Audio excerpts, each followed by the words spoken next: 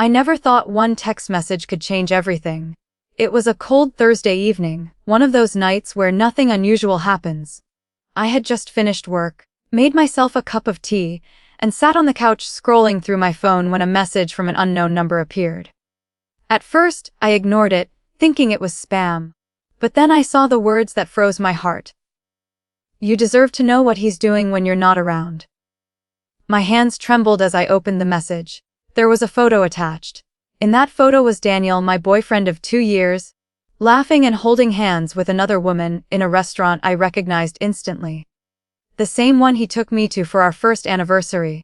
I stared at it for what felt like forever, feeling my chest tighten as my heart sank deeper with every breath. He looked happy, relaxed, like everything he'd ever said to me was a lie. The woman was blonde, confident, and smiling at him like she knew him better than I ever did. For a few seconds, I couldn't even move. My mind went blank. Then, slowly, the memories came rushing in.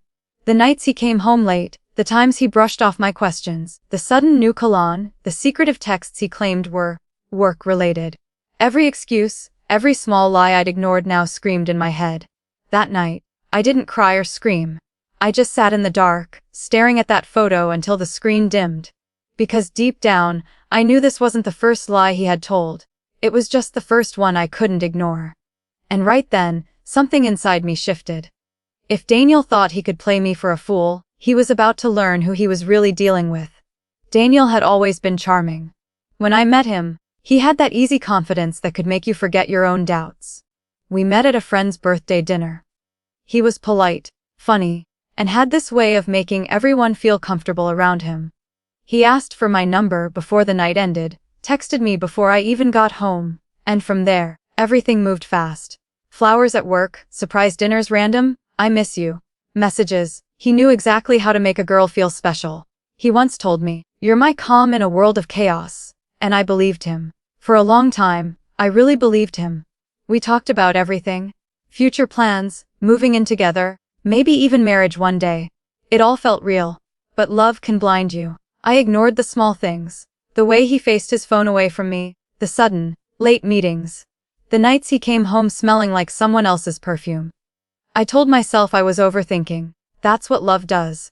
It teaches you to silence your instincts until you can't anymore. After that message, I started noticing everything. Every lie. Every change in tone. Every new excuse. It began small. He forgot my birthday dinner.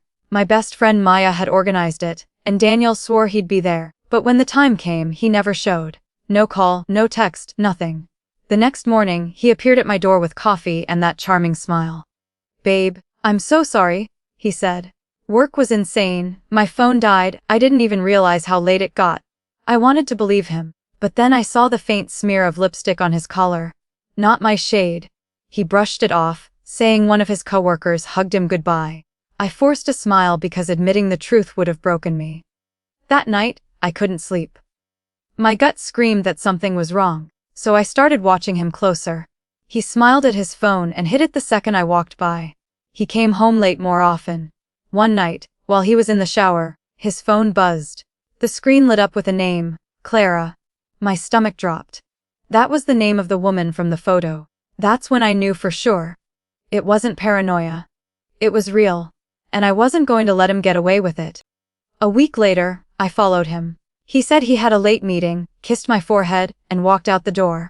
I smiled, pretending everything was fine, but I already knew where he was going. I got into my car and followed him, keeping a distance. He drove across town, far from his office, to a restaurant. I waited outside, heart pounding, and watched through the window as he walked in and sat down at a corner table.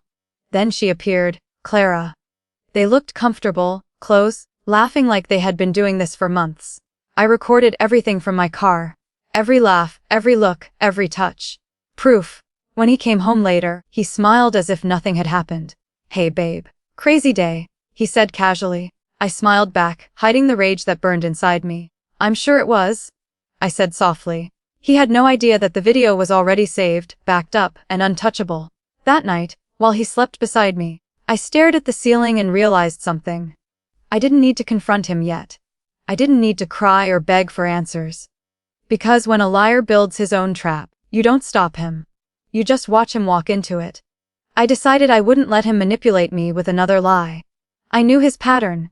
If I confronted him, he'd twist the truth until I questioned my sanity. So instead, I started planning quietly.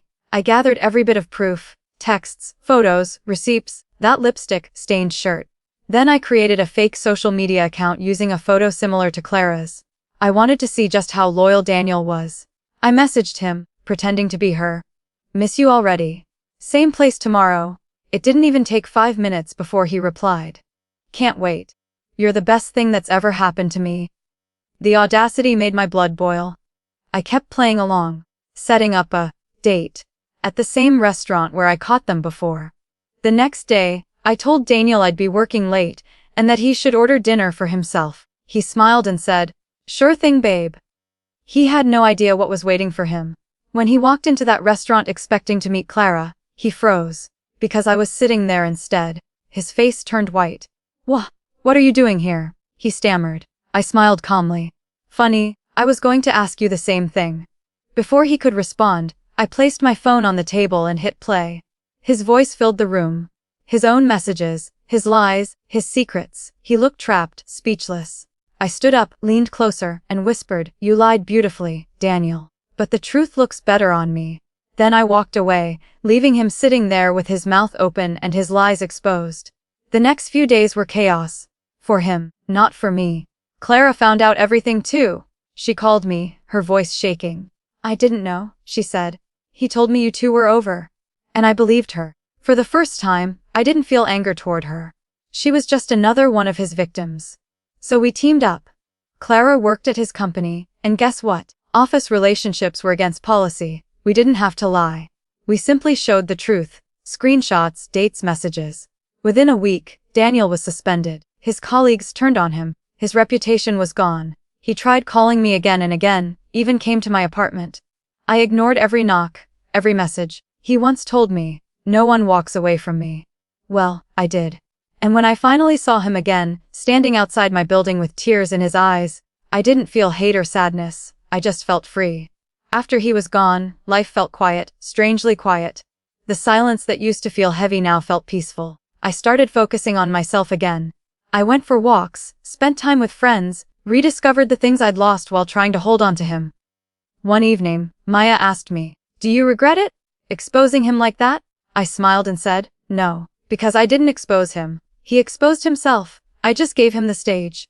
Months later, I saw him by chance at a cafe. He looked smaller somehow, tired, lost. Our eyes met, and for the first time, I felt nothing. No anger, no pain, just closure. That's when I knew I had finally healed. Because healing isn't about revenge. It's about letting go and watching karma finish the story for you. Betrayal changes you. It breaks you first, then rebuilds you differently. Daniel taught me something I'll never forget. Peace is louder than revenge. You don't always have to fight back. Sometimes the best way to win is to walk away. Silence doesn't mean weakness. It means power. He thought he could play me, but in the end, his lies destroyed him. And me. I learned that the most powerful revenge isn't anger or payback. It's living like they never mattered at all.